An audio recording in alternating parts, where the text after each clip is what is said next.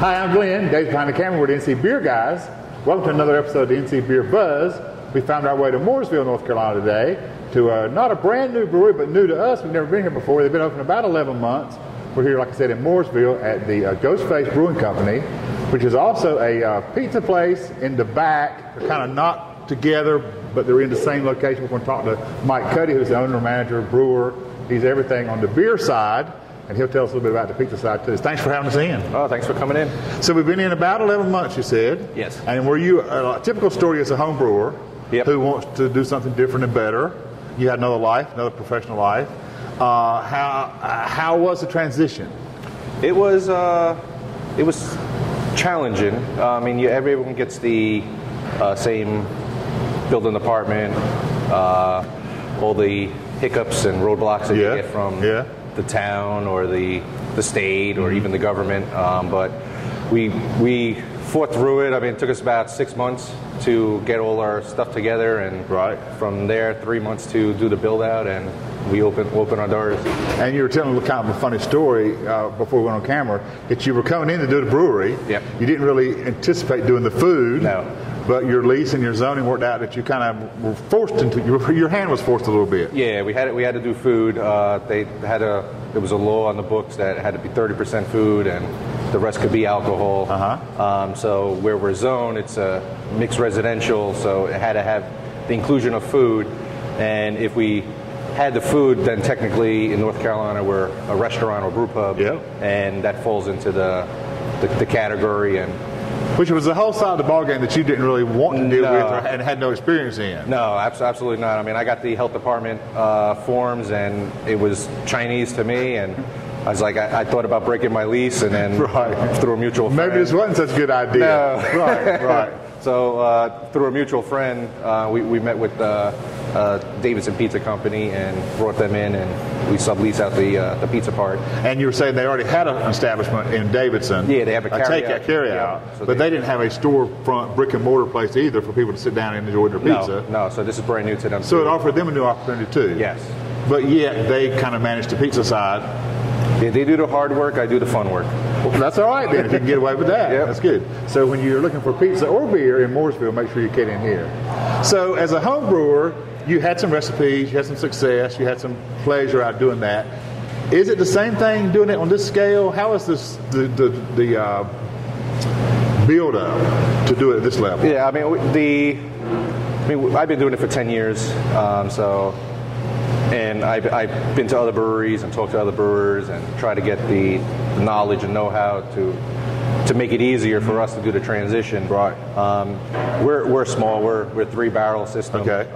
But the hardest thing was pretty much getting the IPAs right with the hops, the hop utilization. Right. So that was the scaling up the grain and stuff like that. That was relatively simple. Good.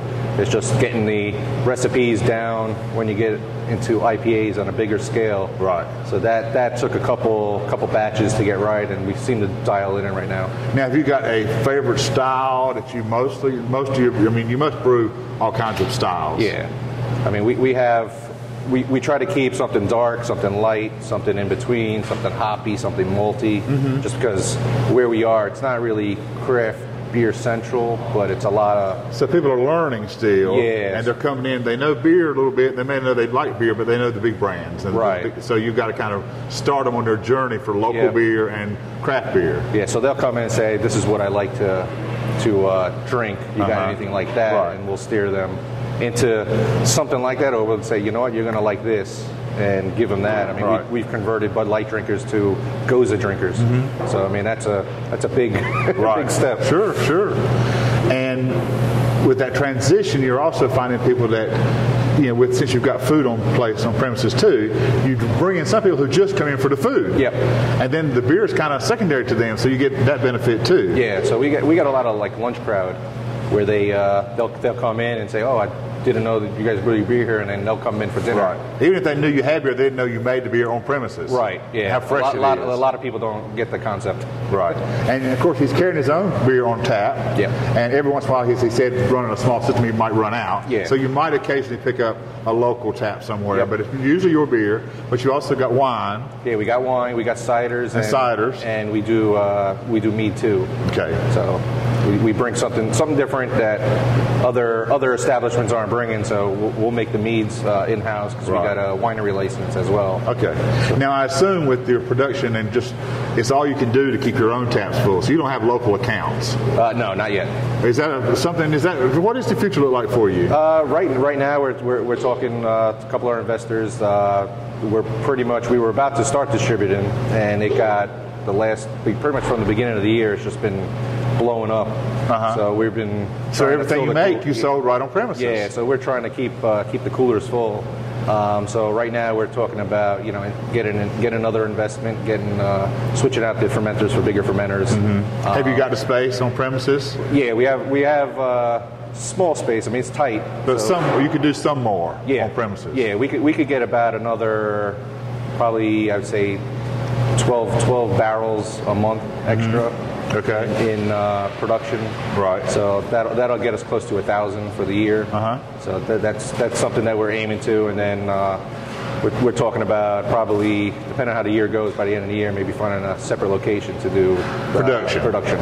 And then maybe packaging. Yeah. Okay. Yeah. Nice. Yes. And that wasn't really the dream, though, was it?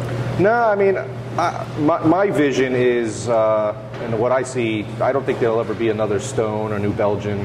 Everything's going to be localized, so everyone's going to have each town's going to have their local brewery. Kind of going back to the old world days when your local pub was your place. Yeah, that's the way I envision it, and what we're pretty much is probably maybe do another location in another town.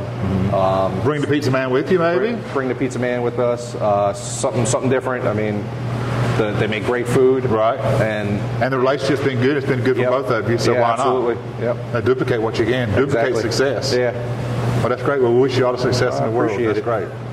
So when you're next in Mooresville, maybe on your way to Charlotte, we're just north of Charlotte, or if you find your way here for some other reason, make sure you stop in at the Ghostface Brewing Company and Davidson Pizza location here on, what's the street out here? Statesville Avenue. Statesville Avenue in Mooresville. Till next time, this is David Glenn, NC Beer Guys, reminding you to drink local and keep your beer dollars in North Carolina.